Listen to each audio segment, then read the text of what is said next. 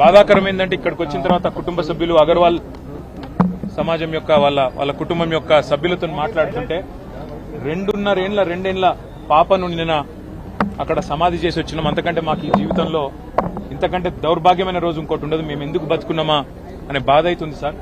మేము ఎవరిని నిందిస్తలేము, ఎవరిని ఏమంటలేము. కానీ ఇక్కడ అగ్ని ప్రమాదం జరిగిందని చెప్పంగానే ఏ ఫైర్ బ్రిగేడ్ అయితే వచ్చిందో అది నీళ్లు లేకుండా అరకొరగా వస్తే లాభమైంది, వసతులు లేకుండా వస్తే లాభమైంది. వచ్చిన ఆ ఫైర్ సర్వీస్ వాళ్ళు కూడా మాకు మాస్క్ లేదు కాబట్టి లోపలికి పోలేకపోతున్నామంటే ఇంతకంటే అన్యాయం ఉంటుందా?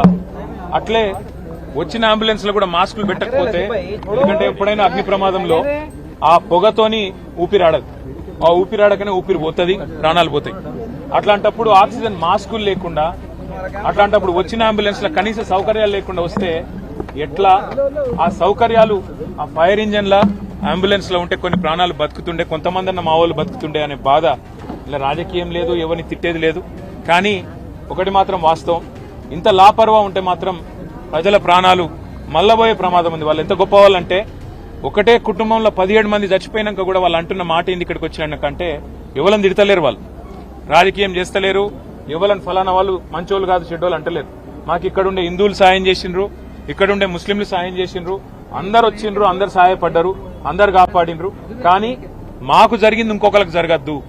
కనీసం ఇప్పుడన్నా ప్రభుత్వం మేల్కొనాలే, ఇప్పుడన్నా ముందుకొచ్చి ఈ రాష్ట్రంలో ఈ నగరంలో మళ్ళొక్క ప్రాణం ఫైర్ యాక్సిడెంట్ లో పోకుండా కాపాడండి సార్. మాకు అంతకంటే ఏమొద్దు.